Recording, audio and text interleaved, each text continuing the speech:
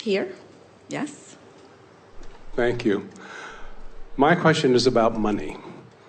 I have made a lot of money in my career. I've spent just about all of it.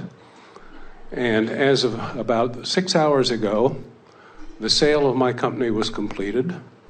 I am now officially retired, unemployed for the first time in probably 57 or more years. And I should be rejoicing, and I am. People think I'm going to lay on the beach with a drink in my hand and enjoy life. I'll do a little of that. An hour is about enough of that. You're right. It's too much. For you. The dilemma is that the proceeds from the sale of the business fell far short of what the original projection was. And I'm having trouble not viewing that as that's all the money we're going to have to live on for all of eternity. Now, I've as I said, I've made a lot of money. I've got a lot of skills that are marketable, but I'm just trying to figure out where I'm going from here.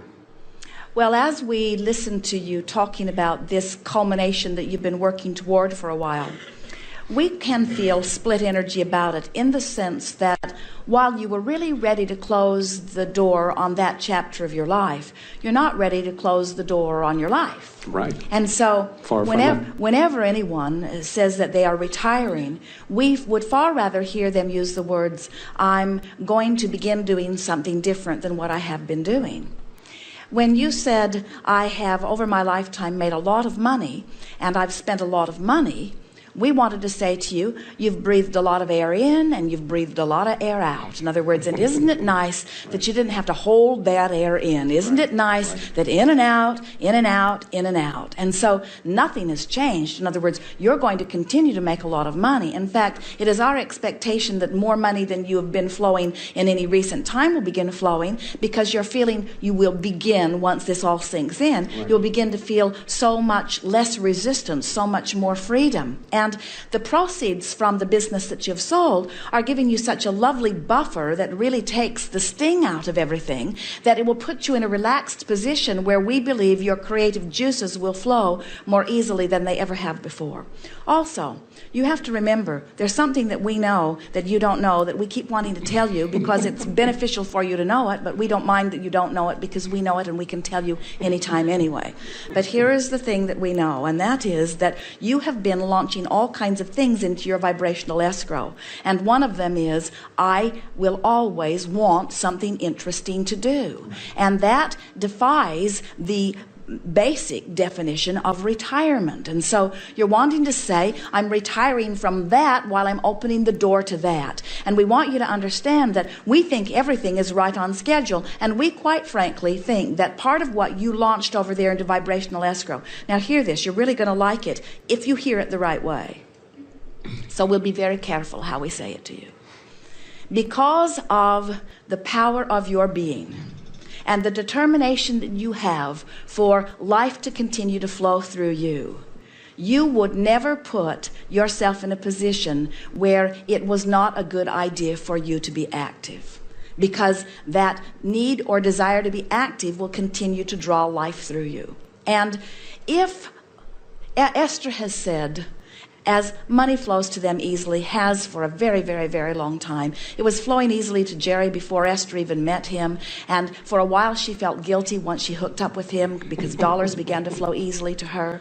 And then Esther has teased because one night when the television was showing the lottery numbers, she asked us for the numbers and we jotted them down on a napkin, and those were the numbers. And Esther said, Abraham, would you mind giving me those numbers before they choose them? Would you mind giving them to me so that I could win the jackpot? And we said we would never in all of the universe do that for you, because we would not want to deprive you of the ability to create your own reality. In other words, it's so much more fun for you to launch your rockets and let the universe yield to you, you see. And so you have, without even knowing that, you've put that in your vibrational escrow too. You want enough money to be stable while you are creatively letting your juices flow toward other things. But there are a lot of people, and you may even know some, who have not have any reason to project themselves financially financially who have sort of withered. There's something about that financial reason that causes you to focus. In the same way that Esther will say, I shine in a crisis, and we say the reason you shine in a crisis is because the crisis makes you focus.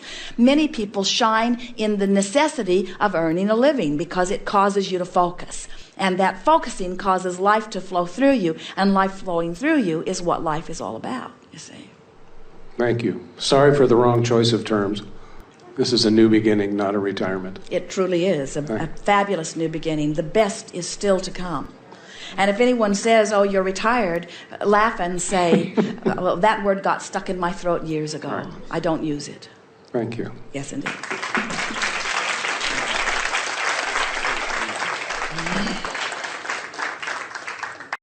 We are.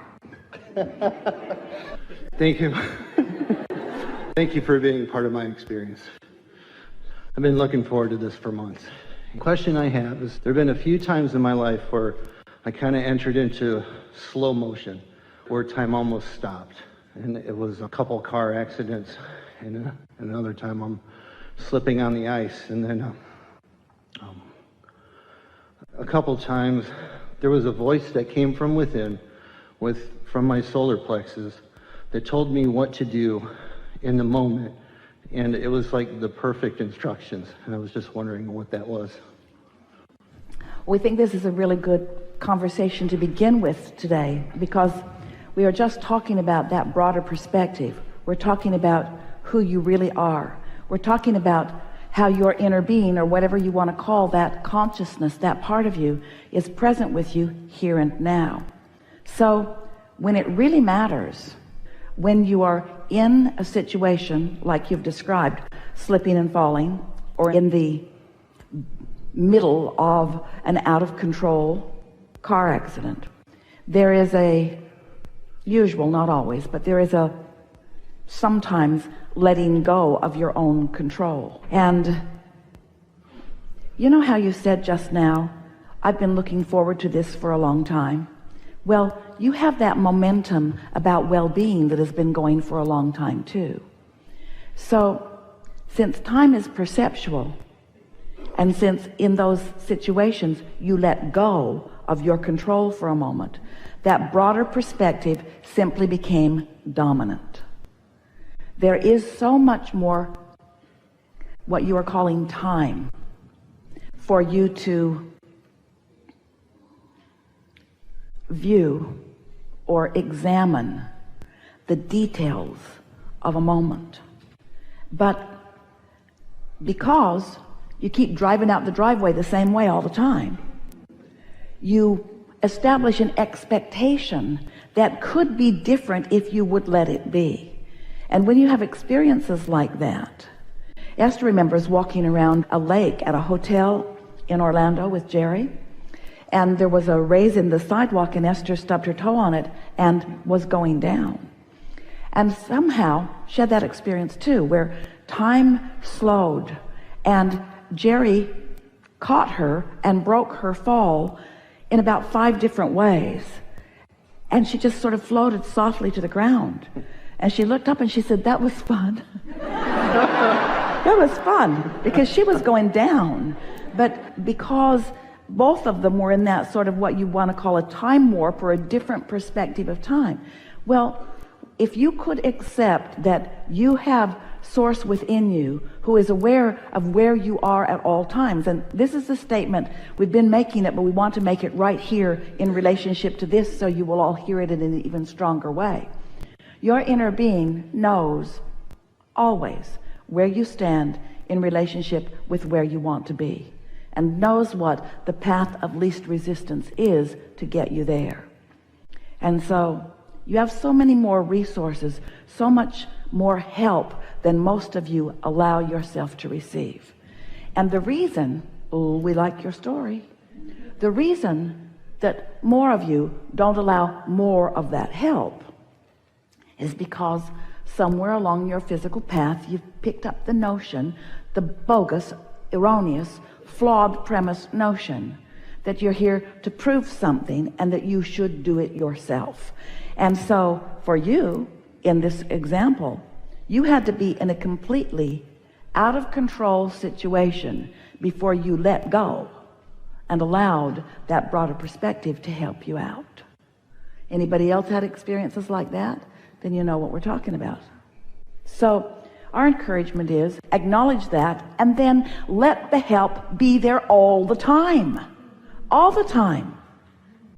Harmonize with that broader perspective all the time, because it's there, and it's knowing, and it's loving, and it's helping all the time. It's helping all the time. Those were your words, weren't they? Yes. You could feel that it was help, and you heard it, you translated it, you knew it, and it worked, didn't it? It made it better under those conditions.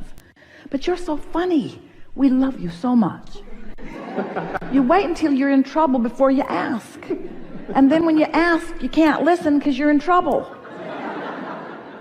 So just fall down more and let Source help you. And after a while, you'll start to expect help to be there for you. You'll let it in more. You'll let it in more. Something else? No, I think that'll do it. Thank you very much. Yeah. Beautiful.